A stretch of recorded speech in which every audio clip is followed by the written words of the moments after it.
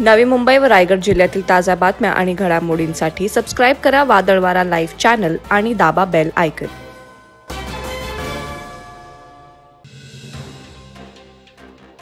सामाजिक, शैक्षणिक, राजकीय, वैद्यकीय, सांस्कृतिक अशा विविध क्षेत्रात अविरतपणे उल्लेखनीय कार्य करणारे आणि सर्व समाजाला प्रेरणादायी व्यक्तिमत्व असलेले माजी खासदार लोकनेते रामशेठ ठाकूर यांना दर्पणकार बाळशास्त्री जांभेकर पत्रकार संघाच्या वतीनं पत्रकार दिनाचं औचित्य साधून दर्पणकार बाळशास्त्री जांभेकर जीवन गौरव पुरस्कारानं सन्मानित करण्यात आलं।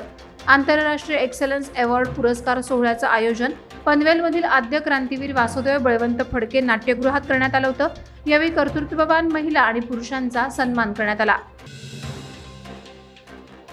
काही महिन्यांपूर्वीच डागडुजी आणि रंगकाम करून सुशोभित करण्यात आलेल्या भोगावती नदीवरून जाणाऱ्या पेण खोपोली रस्त्यावरील पूल आता धोकादायक बनलाय। पुलावरील लोखंडी कठडा कोसळल्याने पूल वाहतुकीसाठी अत्यंत धोकादायक बनलाय। या ठिकाणी वेळप्रसंगी गंभीर दुर्घटनेचा धोका वाढलाय। रात्रंदिवस या पुलावरून गाड्यांची आणि ग्रामस्थांची वर्दळ सुरू असते।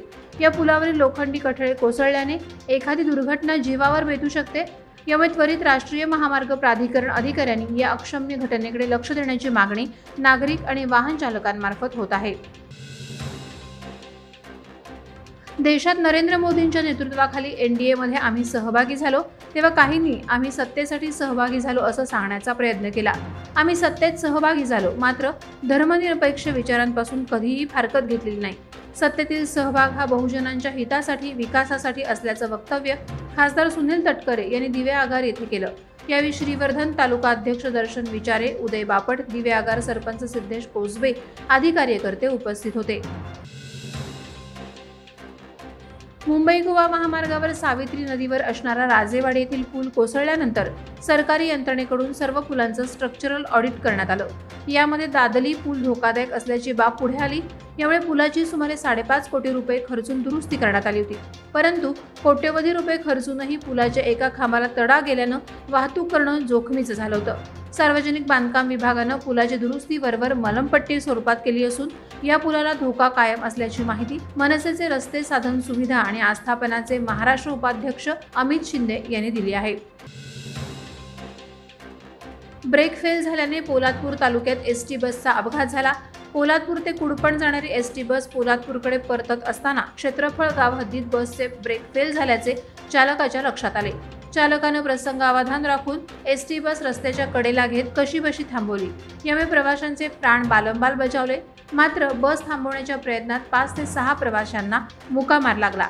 या अपघातात केवळ चालकाच्या हुशारीमुळे कोणतीही जीवितहानी झाली नसून मोठा अनर्थ टळलाय। प्रशासन, नरवीर रेस्क्यू टीमचे दीपक उतेकर आणि सहकाऱ्यांनी तात्काळ घटनास्थळी धाव घेत बचाव कार्यास सुरुवात केली। रायगड जिल्ह्यातील महाड एमआयडीसी ही मोठी एमआयडीसी मानली जाते। महाड एमआयडीसी मध्ये थर्ड पार्टी कंत्राटी पद्धतीमुळे तरुणांचं भविष्य धोक्यात आलेलं आहे।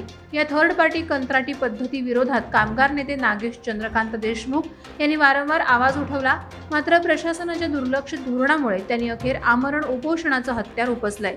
महाड एमआयडीसी मधील सीईटीपी समोर कामगार अध्यक्ष नागेश देशमुख यांचं आमरण उपोषण सुरू असून थर्ड पार्टी कंत्राट पद्धती बंद होत नाही तोपर्यंत हे उपोषण सुरू राहणार असल्याची माहिती त्यांनी दिली आहे।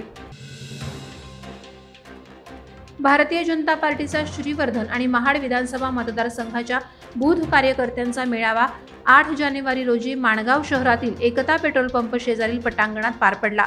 या बूथ कार्यकर्ता मेळाव्यात रायगडच्या खासदारकीच्या उमेदवारीविषयी बोलणं व्यासपीठावरील नेत्यांनी अधिक पसंत केलं। तटकरे यांच्या उमेदवारीला भाजपचा विरोध पुन्हा उघड झालाय।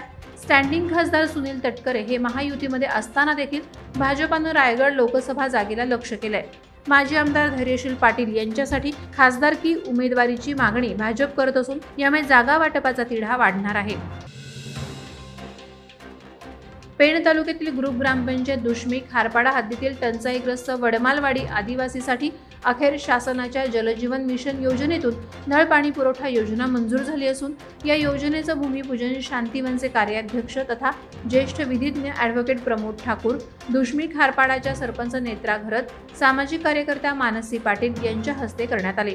वर्षानुवर्षे शुद्ध पाण्यापासून वंचित असलेल्या बडमालवाडी आदिवासी वाडीतील महिलांनी संघटित होऊन ग्रामसंवर्धन सामाजिक संस्थेच्या माध्यमातून पाठपुरावा केल्याने अखेर 36 लाख रुपयांची योजना मंजूर करण्यात आली। वादळवारा लाईव्हसाठी न्यूज ब्युरो, रायगड। नवी मुंबई व रायगड जिल्ह्यातील ताज्या बातम्या आणि घडामोडींसाठी सबस्क्राईब करा वादळवारा लाईव्ह चॅनल आणि दाबा बेल आयकॉन।